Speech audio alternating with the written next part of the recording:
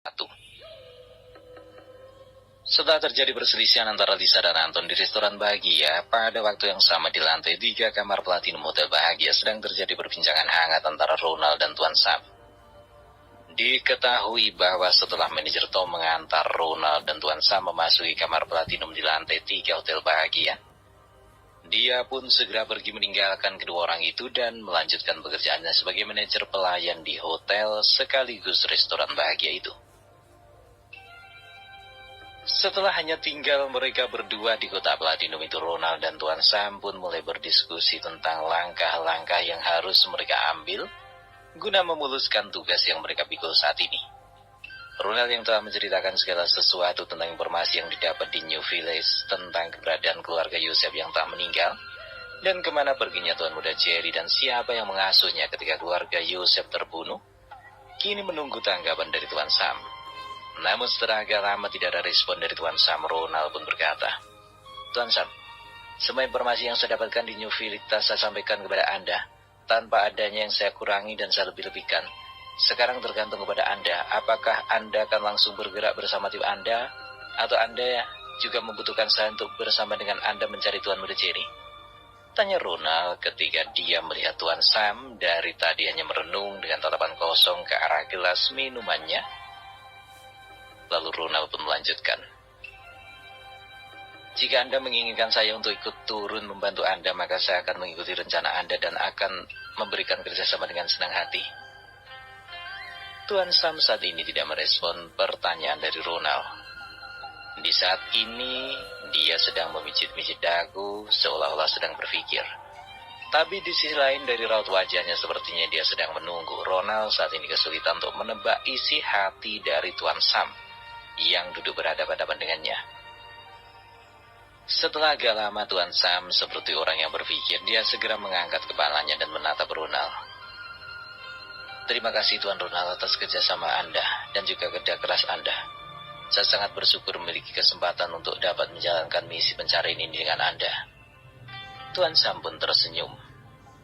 "Segala informasi dari Anda sangat membantu untuk langkah-langkah yang harus kita ambil. Namun di sini saya katakan bahwa penjelasan yang Anda berikan sudah cukup memberikan secercah cahaya bagi saya di dalam kegelapan. Oleh karena itu, tanpa sedikit pun mengurangi rasa hormat saya kepada Anda dan juga tanpa meragukan kemampuan Anda, bahwa untuk pekerjaan selanjutnya saya kira cukup hanya saya dan tim saja yang melakukannya. Tentunya Anda sudah cukup lelah beberapa hari ini. Sejujurnya, saya sangat mengenal siapa Darko itu. Sepak terjangnya di masa lalu sangat merepotkan petugas keamanan, karena dia sangat banyak menyinggung orang-orang yang memiliki kekuatan. Maka saya dikirim untuk menumpas beserta dengan komplotannya. Sejujurnya saya sempat bertarung dengan orang ini, dan jujur saja bahwa dia sangat kuat. Saat itu, jika dia berada dalam kondisi terbaiknya, kemungkinan besar kita akan bertemu saat ini." Tuan Sam menghela napas berat. Ronald saat ini hanya manggut-manggut mendengarkan perkataan bernada keluhan dari Tuan Sam. "Tuan Sam, cerita ini telah lama saya ketahui bahwa Anda lah yang berkontribusi cukup besar untuk menumpas komplotan Darko. Namun, yang saya tidak mengerti bagaimana dia bisa menghilang tanpa bisa diketahui jejaknya oleh siapapun. Dia seperti ditelan bumi. Anda dapat merasakannya, bukan? Menurut saya adalah aneh ketika namanya seperti terlupakan selama 20 tahun lebih. Namun kini tiba-tiba dia terlibat dalam masalah ini secara langsung. Jika ini benar, maka yang saya tidak mengerti adalah motif untuk merawat dan mengasuh Tuan Muda. Apa rencana dia sebenarnya?" Tanya Ronald dengan mengerutkan kening sambil menatap Tuan Sam dengan dalam. Mendengar nada bicara Ronald yang penuh dengan tanda tanya, maka Tuan Sam hanya bisa menarik napas lalu menjelaskan kepada Ronald secara terperinci. "Tuan Ronald, karena Anda begitu penasaran dengan perjalanan panjang di masa lalu dari penguasa dunia gelap Metro City, maka saya akan menceritakan yang saya ketahui kepada Anda." Tuan Sam berhenti sejenak seperti berpikir. Darko ini adalah raja dunia gelap Metro City yang sangat diincar oleh petugas yang berwajib di negara ini. Saat itu sepak terjangnya tak menyinggung salah satu keluarga kaya di Metro City. Ketika kekuatan uang bentrok dengan kekuatan yang dimiliki oleh Darko, maka dapat dipastikan bahwa Darko saat itu dalam posisi yang tidak diuntungkan. Bukan hanya aparat negara yang ingin menumpas kelompok ini, tapi beberapa anggota gangster dan banyak master bela diri juga ikut memburunya. Singkat cerita, karena Draco itu terlalu licin, maka pihak kepolisian meminta bantuan kepada pihak tentara untuk dapat membantu mereka agar kekuatan Draco dan kelompoknya ini melemah. Sampai pada suatu hari, aku mendapatkan perintah dari komandan kesatuan tempatku bekerja untuk menyamar agar bisa masuk ke dalam lingkungan mereka. Singkat cerita, aku pun dapat melakukan tugas dengan baik. Setelah Draco dapat ditumpas, seseorang telah membantunya untuk melarikan diri. Lalu beberapa lama kemudian, Draco kembali dari persembunyiannya dan mulai membuat teror di mana-mana. Sekali lagi dia ditumpas, namun kali ini kekalahannya adalah karena istrinya tak diculik. Saat itu Draco benar-benar hancur lebur. Secara pribadi aku meragukan jika Draco semudah itu untuk mati. Menurutku dia telah belajar dari pengalaman, bahwa dia harus merencanakan sesuatu dengan teliti. Jika dia ingin membalaskan dendamnya kepada keluarga yang menghancurkan kekuasaannya dan membunuh istrinya. Aku tidak berani berpikir terlalu jauh tentang tujuan Draco untuk menjaga Tuan Muda Jerry.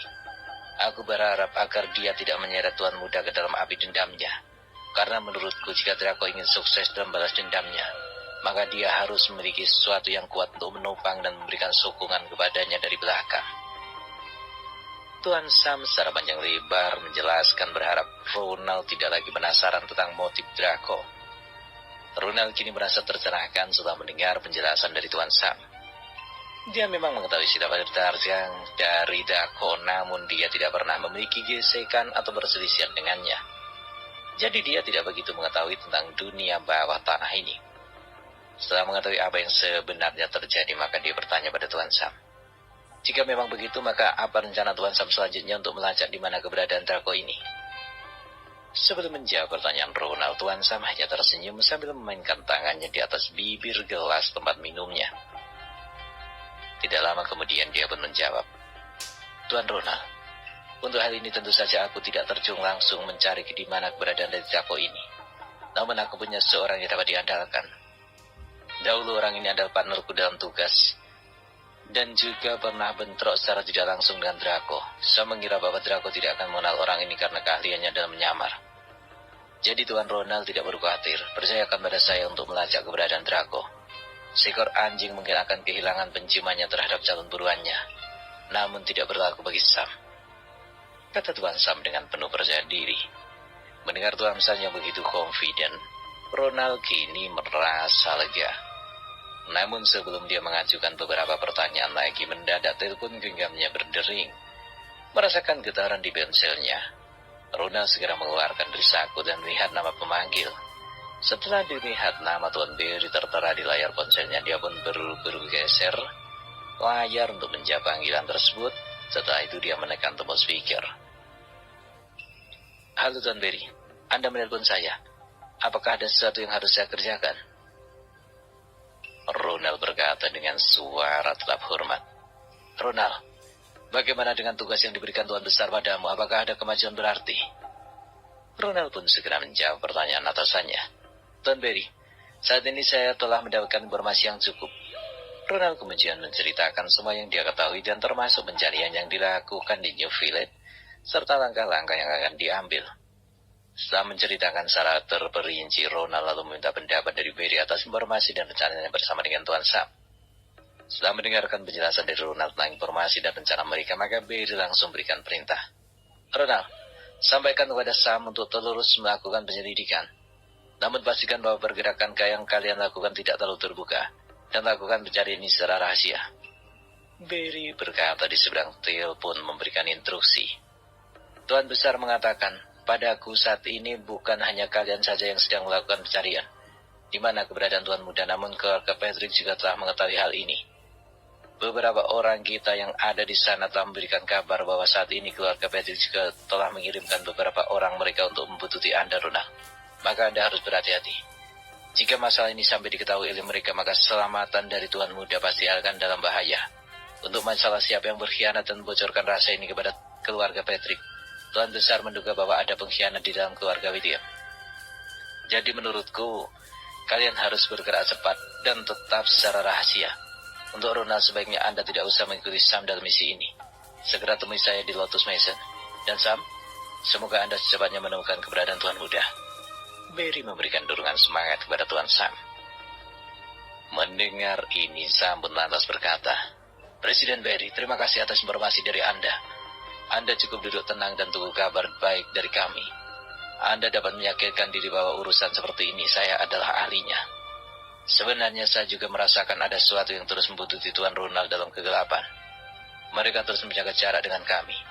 Saya akan membereskan kaki tangan mereka yang paling depan terlebih dahulu agar tidak menimbulkan masalah." Sam kembali semakin yakin dengan kecurigaannya.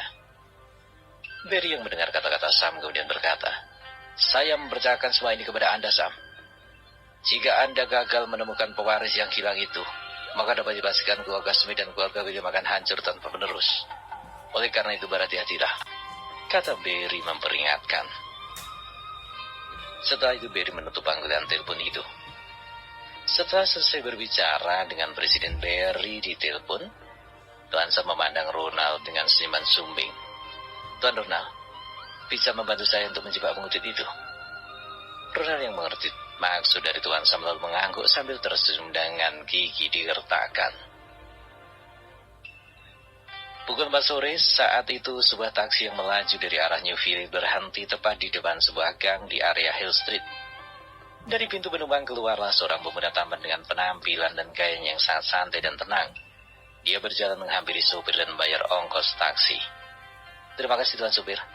Supir itu menjawab, "Sama-sama anak muda."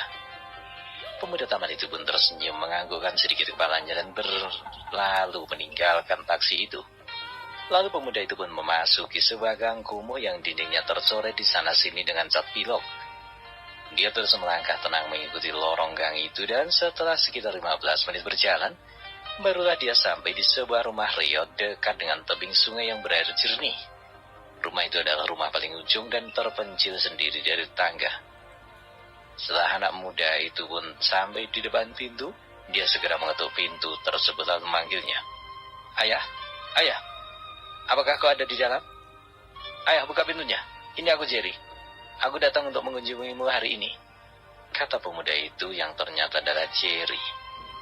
Setelah agak lama menunggu, pintu rumah yang sudah lapuk itu pun terbuka. Dari dalam terlihat seorang lelaki separuh baya berdiri di depan pintu. Orang itu memakai baju singlet yang tak berubah dari warna aslinya. Dia juga memakai sehelai celana lusuh yang banyak tampalannya di sana-sini. Jerry menatap wajah yang sangat dingin dan menyeramkan itu. Sama sekali orang tidak terlihat seperti orang baik. Di wajahnya terdapat bekas-bekas luka dan di pinggir alis melintang bekas luka sampai ke pipi. Pada pandangan pertama, orang akan menduga bahwa lelaki separuh baya itu bukanlah orang baik-baik. Melihat kehadiran Jerry di hadapannya, lelaki separuh baya itu pun berkata dengan suara yang sama sekali tidak enak didengar. "Jerry, mengapa sampai sore ini kamu datang mengunjungiku? Aku pikir kamu tidak akan datang hari ini," kata orang separuh baya itu menatap tajam ke arah Jerry. Mendengar pertanyaan lelaki separuh baya itu, Jerry langsung memberikan alasan mengapa dia datang sampai sore itu. Dengan ada penyesalan, Jerry pun berkata, "Maafkan aku, ayah. Tadinya aku ingin datang lebih awal untuk mengunjungimu. Namun sebelum ke sini, aku dan teman-teman seasrama ada kegiatan gotong royong. Itu pun baru selesai sampai jam 11. Kemudian aku pergi dulu ke News Village untuk berziarah ke makam orang tua asuhku. Setelah itu barulah aku datang ke sini untuk mengunjungimu." Melihat kejujuran di mana Jerry, lelaki setengah baya itu pun tersenyum sambil membelai rambut Jerry dengan kasih sayang. Tetapi di mata Jerry, senyuman itu sama sekali tidak enak dipandang. Setelah melihat ke sekeliling, lelaki paruh baya itu pun menarik tangan Jerry. "Masuklah, cepat, cepat masuk. Aku merasakan sesuatu yang mengintai kita dari tadi. Semoga ini hanya firasatku saja. Namun aku tidak pernah meleset dari firasatku. Ingat Jerry, jika terjadi sesuatu segera lari dan kau tidak usah memikirkan tentang aku. Kau mengerti?" Lelaki setengah baya itu dengan ketegasan menggetarkan hati Jerry berkata. Saat ini Jerry benar-benar tidak mengerti apa yang dimaksudkan oleh lelaki setengah baya itu. Namun dia tetap menganggukkan kepala dan segera melangkah masuk mengikuti lelaki setengah baya itu dari belakang.